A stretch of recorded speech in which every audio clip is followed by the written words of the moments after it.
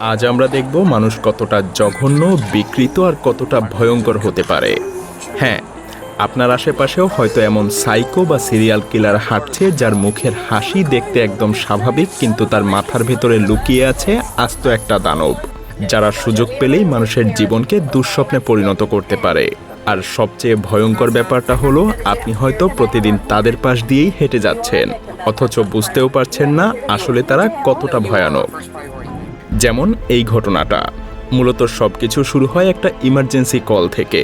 ফোনের ওপাশে কাপা গলায় একজন মহিলা বলছিল একটা বাড়ির ভেতরে একজন মেয়েকে গলায় চেইন বেঁধে আটকে রাখা হয়েছে।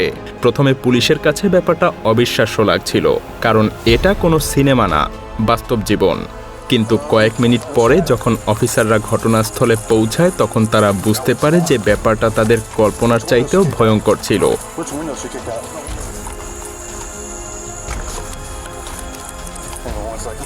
পুরো বাড়িটা ছিল অস্বাভাবিক নিস্তব্ধ। জানালাগুলো কাঠ দিয়ে বন্ধ, দরজাগুলো স্ক্রু মেরে আটকানো, যেন ভেতরে কেউ আছে আর তাকে পুরো পৃথিবী থেকে লুকিয়ে রাখা হয়েছে। তারপর হঠাৎ উপরের ভাঙা জানালা থেকে ভেসে আসে এক নারীর আতঙ্কিত চিৎকার।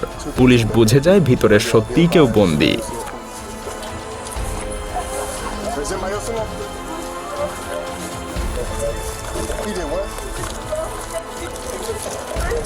অবশেষে তারা ভেতরে ঢুকে যা দেখে, সেটা যেন সরাসরি কোনো সাইকোপ্যাথিক হরর মুভি থেকে উঠে আসা দৃশ্য। একজন মহিলা গলায় ভারী ধাতব চেইন বাঁধা অবস্থায় দাঁড়িয়ে আছে, আর সেই চেইনটা শুধু কোনো খুঁটির সাথে পেঁচানো ছিল না, বরং মাটির সাথে বিশেষ লোহার ফিটিং দিয়ে শক্তভাবে আটকানো ছিল। মানে কেউ সময় নিয়ে পরিকল্পনা করে একজন মানুষকে পশুর মতো বন্দি করে রাখার এই ব্যবস্থা বানিয়েছে।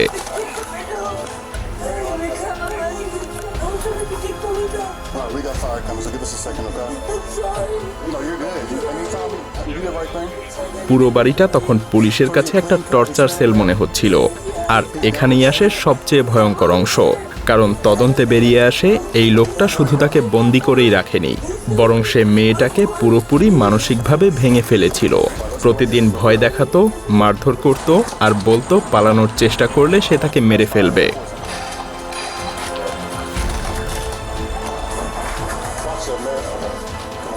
মেয়েটা পরে পুলিশকে জানায় সে এতটাই আতঙ্কে ছিল যে একটা সময় পরে তার মনে হয়েছিল সে হয়তো আর কখনোই এখান থেকে জীবিত বের হতে পারবে না।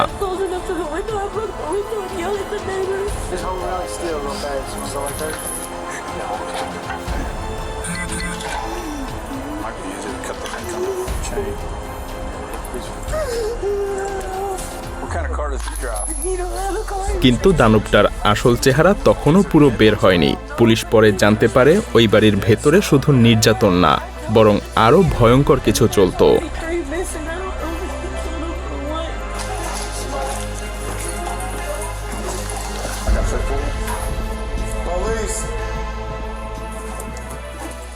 সেই ভয়ঙ্কর ব্যক্তির নাম ছিল মোইসেস মে।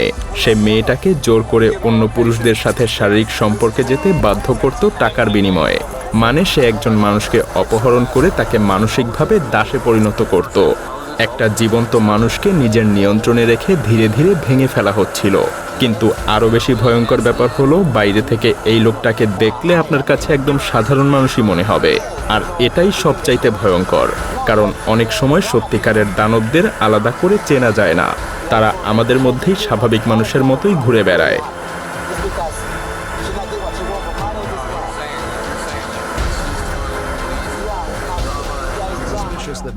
এমন আরও একটা ভয়ঙ্কর ঘটনা ঘটেছিল আমেরিকার ওহাইওতে।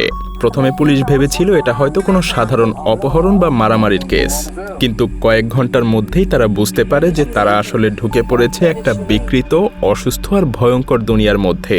সবকিছু শুরু হয় যখন এক তরুণী পুলিশকে জানায় তার পরিচিত এক দম্পতি তাকে ফাঁদে ফেলে নিজেদের কম্পাউন্ডে নিয়ে গিয়েছিল। সেখানে তাকে মারধর করা হয়েছে, ভয় দেখানো হয়েছে, এমনকি ভয়ঙ্কর নির্যাতনেরও শিকার হতে হয়েছে। মেয়েটা কোনো মতে পালিয়ে এসে পুলিশের কাছে সাহায্য চায়, কিন্তু তখনও পুলিশ বুঝতে পারেনি যে এই কেসের ভেতরে আরো কতটা ডার্ক জগৎ লুকিয়ে আছে। You are a victim. That's our first priority. You no, you are our first priority. এরপর তদন্ত করতে করতে পুলিশ পৌঁছে যায় সেই সন্দেহভাজন ব্যক্তির টিজে আর তার গার্লফ্রেন্ড মোগান স্মিথের সেই গোপন কম্পাউন্ডে। কিন্তু সেখানে গিয়ে তারা জানতে পারে দুজনই জঙ্গলের ভেতরে পালিয়ে গিয়েছে। আর তারা পালানোর সময় বাড়ির ভেতরে যা রেখে গিয়েছিল সেগুলো দেখে অফিসারদের শরীর ঠান্ডা হয়ে যায়।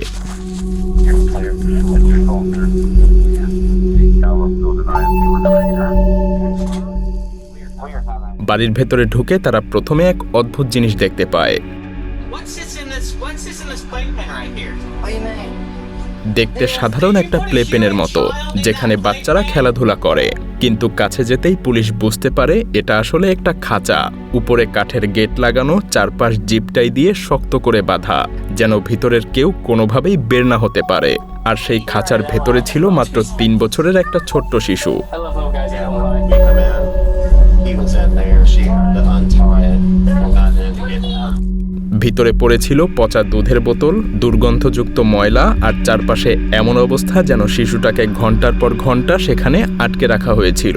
পুলিশ যখন জিনিসপত্রগুলো খুলছিল তখন অফিসাররা যেন আতঙ্কে আটকে ওঠে, কারণ তারা নিজে চোখে দেখছিল একটা মানুষ কতটা নিষ্ঠুর হতে পারে। এরপর পুরো বাড়ি তল্লাশি করতে গিয়ে পুলিশ আরও ভয়ঙ্কর জিনিসপত্র খুঁজে পায়। চারদিকে ছড়িয়ে ছিল ধারালো ছুরি, মাদক নেয়ার সরঞ্জাম আর এমন সব বিপজ্জনক জিনিস যেগুলো যে কোনো সময় ওই শিশুদেরকে মেরে ফেলতে পারত। মানে পুরো বাড়িটাই ছিল একটা বিষাক্ত দুঃস্বপ্ন। আর এই ভয়ঙ্কর পরিবেশের মাঝেই ছোট্ট ছোট্ট বাচ্চাগুলোকে বড় করা হচ্ছিল।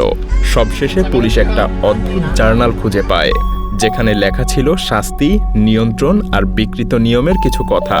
আর তখন তদন্তকারীরা বুঝতে পারে এটা শুধু একটা নির্যাতনের কেস না, বরং এটা ছিল একটা সম্পূর্ণ বিকৃত পরিবারের অন্ধকার দুনিয়া, যেখানে মানুষ ধীরে ধীরে নিজেদের মানবিকতা হারিয়ে ফেলেছিল। What's this in this playpen right here? What do you mean? This. Did you put a human child in that playpen? এখানেই শেষ না, এমন আরও একটা ভয়ঙ্কর ঘটনা ঘটেছিল ওহাইওর একরনে। প্রথমে পুলিশ ভেবেছিল এটা হয়তো কোনো সাধারণ ডাকাতি বা খুনের ঘটনা, কিন্তু তারা বুঝতেই পারেনি এই কেস ধীরে ধীরে তাদেরকে নিয়ে যাবে এক সিরিয়াল কিলারের জগতে।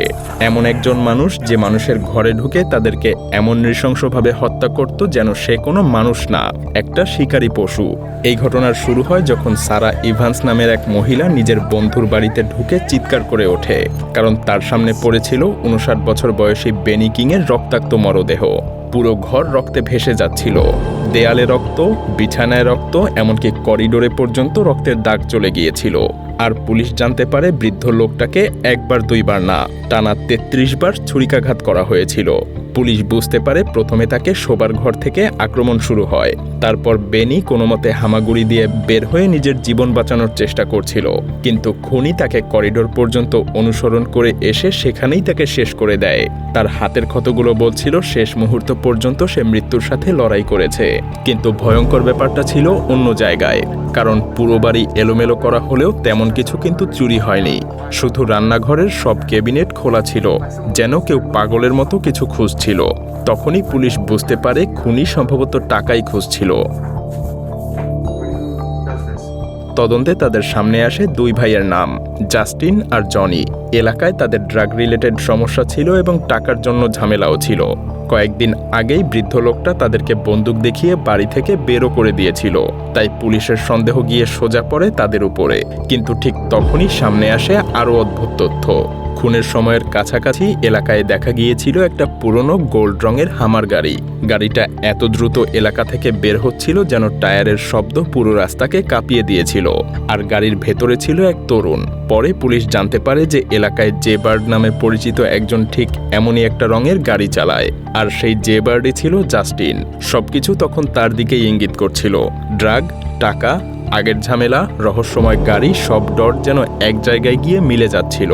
কিন্তু পুলিশ তখনও জানতো না যে এটা শুধু একটা খুন না, কারণ কয়েক সপ্তাহ পরেই শহরের অন্য প্রান্তে ঠিক একই স্টাইলে আরেকটা খুনের ঘটনা ঘটে।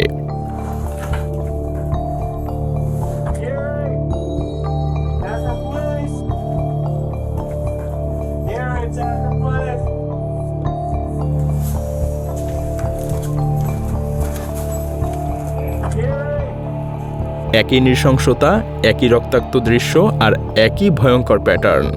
আর তখন পুলিশ বুঝে যায় যে তারা হয়তো একজন সিরিয়াল কিলারের পেছনে ছুটছে। দুঃখজনকভাবে এমন হাজারো বিকৃত মানসিকতার মানুষ আমাদের আশপাশেই সাধারণ মানুষের মুখোশ পরে ঘুরে বেড়াচ্ছে।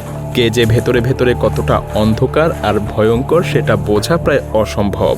তাই নিজের এবং প্রিয়জনদের নিরাপদে রাখতে সবসময় সতর্ক থাকুন। ধন্যবাদ।